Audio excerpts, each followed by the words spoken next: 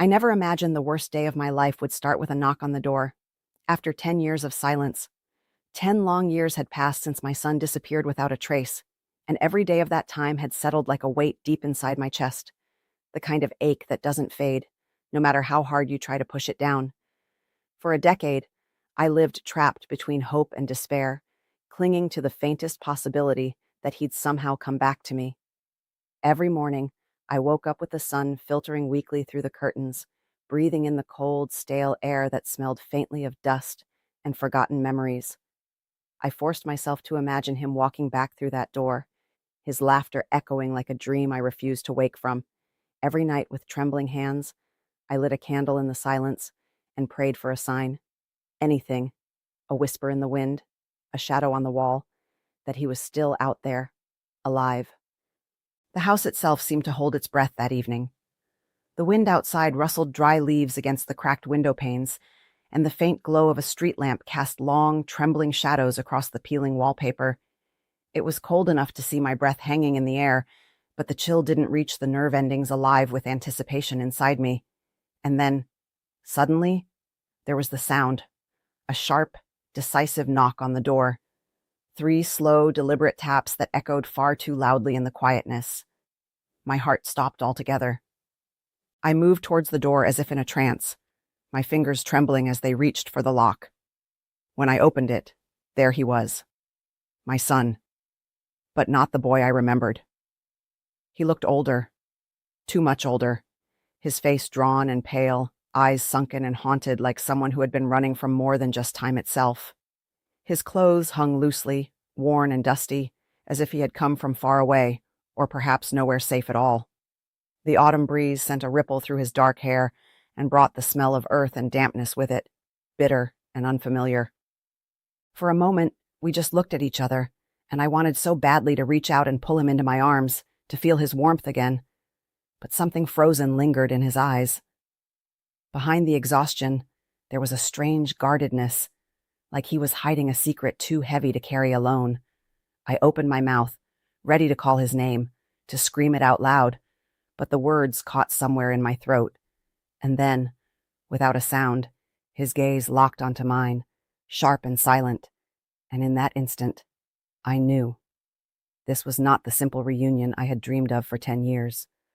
There was a darkness beneath his presence that sent a shiver down my spine, twisting my insides with a cold dread I couldn't explain. He stepped across the threshold, his movements careful and hesitant, yet resolute. His faint, ragged breath mingled with the fragile warmth of the room, and I could feel the weight of his silence pressing in like a storm about to break. The house no longer felt like a refuge. It felt like the epicenter of a secret waiting to unravel, and I was standing right in the middle of it. Whatever had happened to him while he was gone, whatever truth he carried with him now, I realized with a sinking heart that my life as I knew it was about to change forever.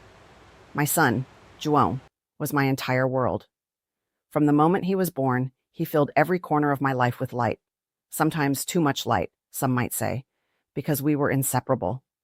Maybe we were a little too close, clinging to each other like 2 halves of the same broken soul.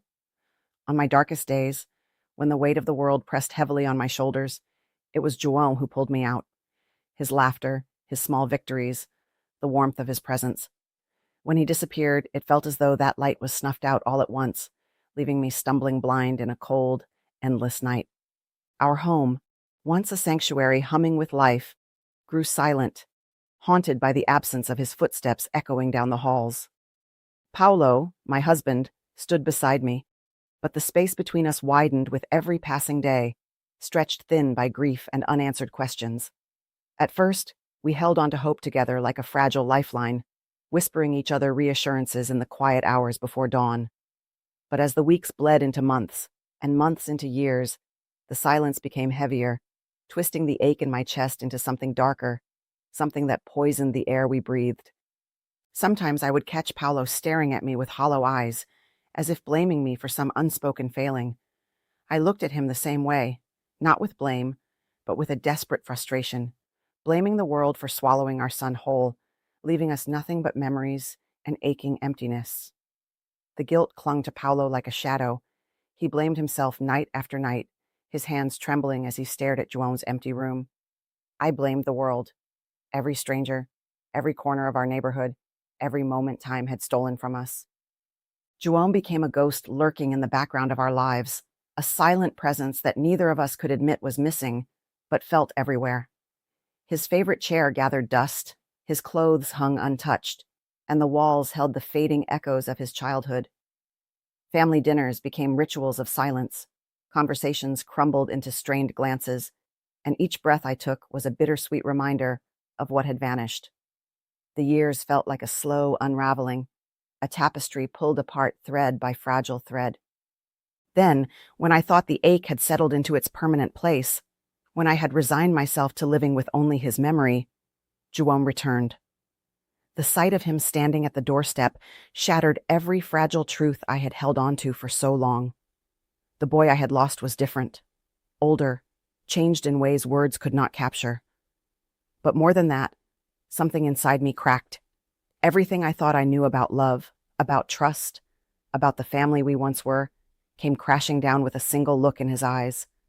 In that moment, the safe, familiar world I had built with Paulo collapsed, and I realized that the silence between us had hidden deeper, darker truths than I ever dared imagine.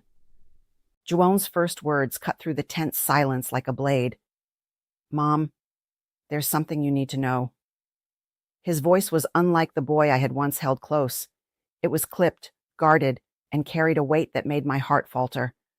There was something in his eyes, a flicker of fear or regret, I couldn't tell which, that tightened the knot twisting my insides. The room around us seemed to shrink, the air growing thick and heavy, as if the walls themselves were holding their breath, waiting for the truth to unravel. He spoke slowly, almost reluctantly, his words unfolding into fragments of a world I never dared to imagine. Names of places I'd never heard before, cold, desolate towns and dark, forgotten streets, spilled from his lips. People I didn't know, shadows who lurked in corners where no light could reach, and choices that shattered the fragile trust I had built in the years of his absence. I felt like I was drowning in a language I couldn't understand, every sentence pulling me deeper into an unknown nightmare. He told me he had been living a double life, not merely lost, but hiding, running from someone who didn't want him to be found. Someone dangerous, someone with cold eyes and relentless intent. My pulse hammered painfully in my ears as the realization dawned. The boy who returned was not just my son in body, but a stranger forged by fear and survival. Then came the blow I never saw coming. The man who raised him, the man I had called my husband for so many years, Paulo, wasn't really the person I thought he was. Not the man who protected us, not the man I trusted. João's revelation peeled back layers of deception I hadn't imagined could exist within my own home. Lies so intertwined with love, I wasn't sure where one ended and the other began. I watched Paulo's face carefully. At first, it showed nothing, calm, controlled, as if he had rehearsed this moment over and over in secret. But something behind his eyes betrayed him, a flicker of panic, a hint of helplessness. In that moment, I realized that silence had been our prison for years, and now the walls were closing in, suffocating us with unspoken truths. The air grew heavier with every word left unsaid between us, thick with suspicion and dread. The steady rhythm of our lives fractured beneath the tension, each breath sharp and trembling, as if we were all holding on to the last thread before the abyss. I felt myself slipping, losing hold of the sun I thought I knew, as shadows crept in, darker and colder than anything I had faced before. Was I losing João again? Not to the endless miles that had swallowed him for a decade, but to secrets, to lies that stretched like a maze I couldn't find my way out of. The fear that had haunted my dreams was now here, raw, real, and breathing right beside me. And in that suffocating silence, I understood that the nightmare was far from over. It had only just begun. João's confession came in a whispered rush, as if saying it louder might shatter the fragile peace we'd so barely grasped. He revealed the years he spent undercover, living in the shadows, not lost, but hiding, ceaselessly running from dangers that lurked beyond my understanding, threats tied to a past we all desperately tried to bury. The air grew thick, heavy with the weight of his words, and the walls seemed to close in around us. I could almost taste the bitter cold creeping through the room, mixing with the stale scent of old wood and fading hopes that clung to the house like dust. My son wasn't the helpless child I feared he'd become. He was a fragile warrior, fighting battles I never even knew existed. The stark truth settled into me painfully like a dark stain spreading across my skin. Joan's silence was never abandonment. It was survival. I traced the lines of exhaustion on his face, the haunted depth of his eyes that had seen too much for one lifetime. And then it dawned on me, the secret Paolo had guarded so fiercely. Paolo, my husband, the man I loved and trusted, had been buried beneath layers of lies and protection. He had kept Joan away, not out of anger or cruelty, but in desperate hope to shield him from the shadows hunting us still. That aching, gut-wrenching realization pierced through me like a jagged shard of ice. The man who had promised to protect our family had lied not out of betrayal, but out of fierce, twisted love. My heart crumbled, torn between the tenderness of his intention and the bitterness of his silence. Love and deceit, woven so tightly they became indistinguishable, suffocating every breath, every thought. The foundation of everything I believed about family cracked under the weight of this revelation. When I finally faced Paolo, the confrontation felt raw and jagged, like walking barefoot on shattered glass. His eyes were tired but unyielding as the truth spilled out in tangled fragments. Confessions half-whispered, promises broken and made in secret. The full story emerged piece by painful piece, revealing a world far darker and more tangled than I had ever imagined. The warmth that once wrapped around our family had been a fragile illusion, masking a cage built by love and fear. I sat there, absorbing every word, every hidden scar, and for a moment, I saw Paolo not as the man who had deceived me, but as someone trapped by the invisible chains of protection and sacrifice. The line between love and desperation blurred until I couldn't tell where one ended and the other began. Could we survive this? The question echoed in the hollow chambers of my heart, a fragile whisper against the storm of betrayal and truth. Sometimes, love demands the impossible, forces us into darkness to shield those we cherish most. But would the shadows we'd created threaten to swallow us whole? And in the end, could the broken pieces of my family ever be put back together? The answers seemed as distant and elusive as the years Joan had lost. All I knew was that nothing about us, the past, the future, or the fragile moments we held, would ever be the same again. Now, as I sit here in the dim light of this quiet room, the walls whispering memories I can't escape, I understand something I never fully grasped before. Love is never simple. It's messy, tangled with fear, pain, deception, and, sometimes, the faintest glimmers of hope. My son's disappearance didn't just steal years from our lives, it revealed the depths of what we're truly capable of enduring and surviving. The months after Joan's return were a fragile dance.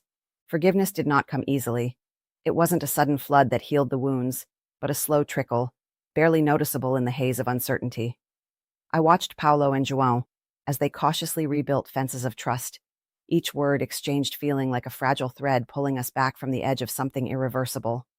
There were moments when I saw the haunted look in Joan's eyes, the same one from that night he stepped back through the door. It told me that his journey wasn't just physical, but a long, treacherous path through darkness that still haunted his every breath.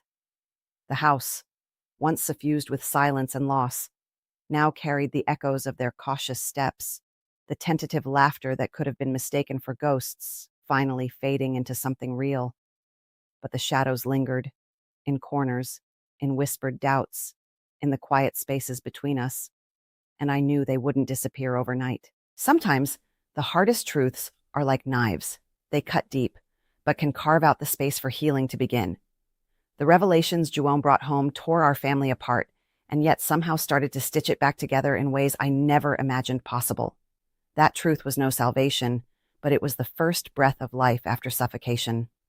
Looking back, I see now that the day Joan came back was not only the day everything fell apart, it was the day we could finally start to mend. The old foundation of lies and silence had crumbled, exposing the raw, painful earth beneath. But from that earth, fragile shoots of hope began to grow. It was as if my heart had been broken open, not to let the pain consume me, but to allow new strength to take root. I've learned that love isn't about perfection or endless happiness. It's about facing the darkness together, even when it scares you, even when it threatens to swallow everything whole. It's about moving forward with the pieces left behind, finding light in the cracks of brokenness. João will always carry the scars of a past he never asked for, and Paulo and I will carry the heavy burden of secrets kept for love's sake. But here we are, survivors. And in this imperfect, fragile survival, I have found a strange kind of peace. Sometimes the only way forward is to accept that some wounds never fully close, and that's okay. Because even in the deepest scars, love can linger, quietly waiting to heal what seemed impossible. And for that, I am grateful.